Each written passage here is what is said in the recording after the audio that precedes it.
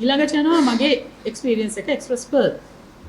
මේක ඇත්තටම satellite image එකක් නෙමෙයි. නමුත් මේක අපි හයිඩ්‍රොලොජි කියන ක්‍රමවේදයේ හරහා අපිට ඕන වුණා නැව ගිලුණාට පස්සේ කොහොමද අපි බලන්නේ කියලා තියෙන සුන්බුන් නැත්නම් ඩෙබ්රිස් නැත්නම් කන්ටේනර්ස් මේ ඇත්තටම ගත්ත එක්සැම්පල් එක මේ ඇත්තටම ගත්ත ඉමේජ් එක තමයි එක්ස්ප්‍රස් පර්ල් නැව ගිලුණම අපි හයිඩ්‍රොග්‍රැෆි හරහා අපි ඇත්තටම මේකට ඇමරිකන් කම්පැනි එකක් ඇවිල්ලා තමයි කරුවේ. ඒගොල්ලෝ තමයි ඩිටෙක්ට් කරුවේ මෙන්න මේ නම්බර් කරලා මෙන්න මේ ඩෙබ්රිස් ටික මෙන්න මේ විදිහට නැවාවට විසිරීලා තියෙනවා. මෙන්න මේවා තමයි ගොඩ ගන්නට ඕනේ කියලා. ඒ වගේම මේකත් කේස් ස්ටඩි එකක්. මේකත් මරීන් පොලියුෂන් සර්විලන්ස් රිපෝට් එකක් අපිට නොවා එකකින් හම්බ වුණේ. මේක තමයි එක්ස්ප්‍රස් පර්ල් එකේ ඔයගලන්ට පේනවා ඔයිල් ස්පිල් එකක් වෙලා තියෙනවා. අතන ඔයිල් ස්පිල් එක අපිට ඉස්සෙල්ලම දැනගත්තේ නොවා වලින්. අපි ගිහිල්ලා සාම්පල් ගන්නවා. නමුත් අපිට ඉස්සෙල්ලම සාම්පල් අපි ඩේලි every other day වගේ යනවා. නමුත් අපිට ඉස්සෙල්ලම දැනගන්න ලැබුණේ නොවා එකෙන් තමයි මෙන්න මෙහෙම දෙයක් කරා කියලා. මොකද මෙන්න මේ ඒගොල්ලන්ගේ මේ සැටලයිට් ඉමේජ් එක. ඉතාමත් ප්‍රයෝජනවත් වුණා අපිට අපේ express pearl damage assessment report හදනකොට. ඒකම දැනට මේ වෙනකොට තියෙන එක්ස්පීරියන්ස් එක මීපල්කේ MT New Diamond incident එකෙන් පස්සේ අපි ඇත්තටම පාර්ට්නර් වුණා කතා කරලා අවුරුද්දක් විතර ඩයලොග්ස් තිබිලා CLS France කියන කම්පැනි එකත් එක්ක නැත්නම් ඒ ඉන්ස්ටිටියුෂන්ස් එකත් එක්ක අපි පාර්ට්නර් වුණා මීපයක continuous monitoring satellite based continuous monitoring system එකක් ලංකාවේ establish කරන්න මේක pilot project එකක් විදිහට අවුරුද්දක් කෙරුවා. මේකේ second phase එක continue වෙනවා. මේකේ කියනවා ඇත්තටම 115 instances within 1 year within now EEZ ඒ කියන්නේ අපේ economic අර මම කිව්වේ nautical mile 200 ඇතුලේ 115 incidents වෙලා තියෙනවා oil pollution සිද්ධ වෙච්ච. මේ සිස්ටම් එක ඉන්ස්ටෝල් කරුවේ නැත්නම් අපිට කවදාවත් පේන්නේ නැහැ අපේ waters වල මේගොල්ලෝ මෙහෙම ස්පිල් එකක් කරලා යනවා කියලා. right? ඊට අමතරව 26 sea polluters ලා ඒගොල්ලෝ identify කරුවා and within 12 months. ඉතින් මේකේ detail report එකක් තියෙනවා. මෙන්න මේ වගේ විදිහට අපිට pollution එක control කරන්න පුළුවන් වෙලා monitor කරන්න පුළුවන් වෙලා තියෙනවා. control කරන්නේ monitor කරන්න පුළුවන් වෙලා. එකම මම කතා කරනවා පොඩ්ඩක් pollution පැත්ත ගත්තම වැඩිපුරම ඇයි අපි Indian Ocean එක ගැන significance එක වගේම challenges ගැන දැනගන්න ඕනේ කියලා මම හිතනවා. මම කලින් කිව්වා වගේම අපි මුහුදයි අහසයි දෙකම ගැන දැනගන්න ඕනේ. මේ දෙකම දැනගත්තොත් තමයි අපිට අපේ sustainable environment එකට යන්න පුළුවන් වෙන්නේ. Indian Ocean එක consider කරනවා is the second most polluted ocean in the world. Second most polluted ocean in the world. මම detail කතා කරන්නේ plastic pollution එක ඉතාමත් වැඩි. මේත් ඒක ගැනම තමයි කියන්නේ plastic pollution එක කොහොමද disperse වෙන්නේ කියලා. රටවල් 38ක් තියෙනවා මේ Indian Ocean එක cover වෙන. ඒතර 2.6 billion විතර ජනගහනයක් ඉන්නවා. ලොකු economy එකක් තියෙනවා. ඒතර මේ ඇතුලේ ලොකු pollution එකකුත් වෙනවා. එතකොට ලංකාව මේක වෙදනේ අපිත් ආයේ කාටවත් සෙකන්ඩ් වෙන්නේ මේ වගේ වැඩවල ඉන්න. ලෝකේ කාටවත් අපි සෙකන්ඩ් වෙන්නේ මේ වගේ වැඩවල ඉන්න. ඔන්න අපේ හැටි අපේ තරව මේම තමයි ලංකාවේ ඕන තැනකට යන්න ඕන තැනක් අද ක්ලීන් කරනවා හෙට වෙනකොට එහෙම තමයි.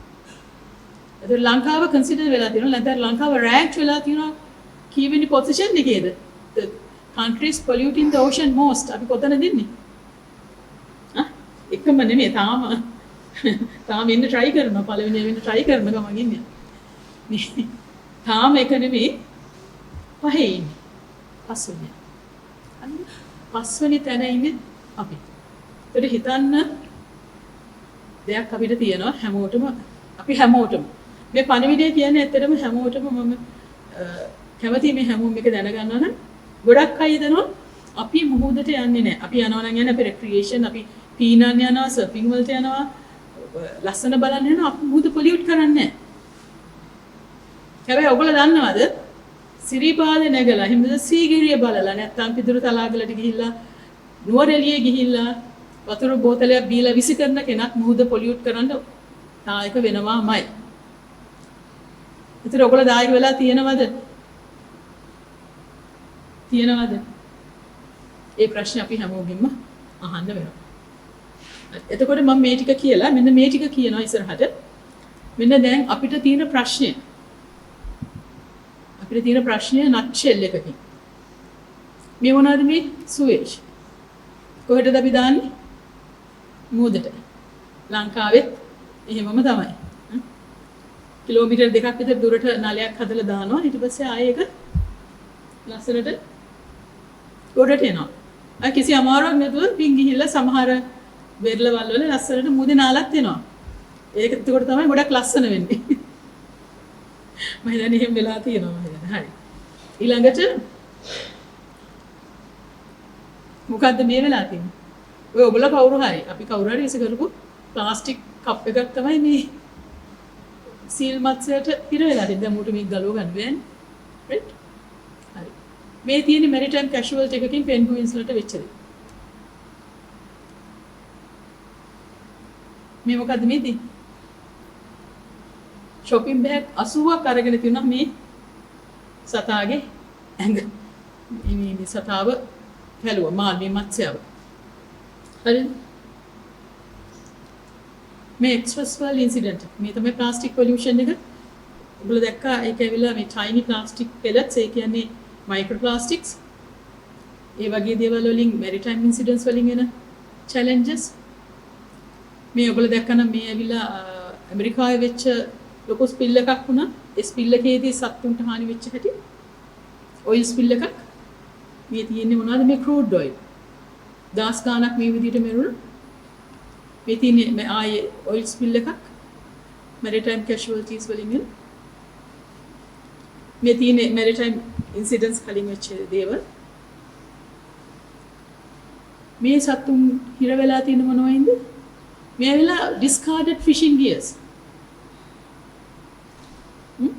මේ අපේ දීවර ජනතාව දන්නේ නැතුව විසි කරලා දාන ඒවා වලට වන්දි ගෙවන්නේ අන්තිමට කොහෙවත් ඉන්න අහිංසකම සත්තු. මේක මොකක්ද? මේක තමයි අපිටත් ඉස්සරහට වෙන්නේ. මේක තමයි climate change එකේ crisis එක. දැන් මේ සතා අද ඉන්නවද කියලා අපිට කියන්න බෑ. මේ අවුරුදු කිහිපයකට කලින් ගත්ත පින්තූරයක්. ඒකට අපිත් මෙන්න මේ වගේ සිටුේෂන් එක තමයි ඉන්නේ.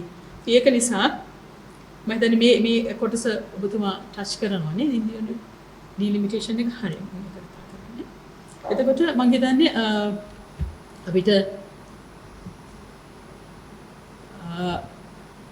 ලොකු දෙයක් අපිට කරන්න තියෙනවා ඕෂන් සයන්ස් එකත් එක්ක. ඒ වගේම ඔයගොල්ලන්ට ඇස්ට්‍රොනොමි සොසයිටි එකේ විදියට මම හිතනවා ලොකු දෙයක් කරන්න තියෙනවා. අනාගතයේ තියෙන්නේ මුහුදේ.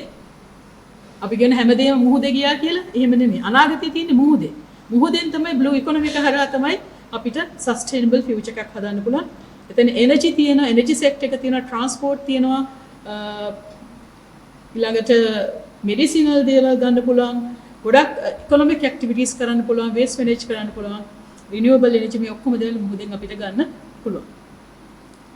ඒ ගැන කතා කරනකොට මට චරිතයක් මතක් වෙනවා. මේ කවුද?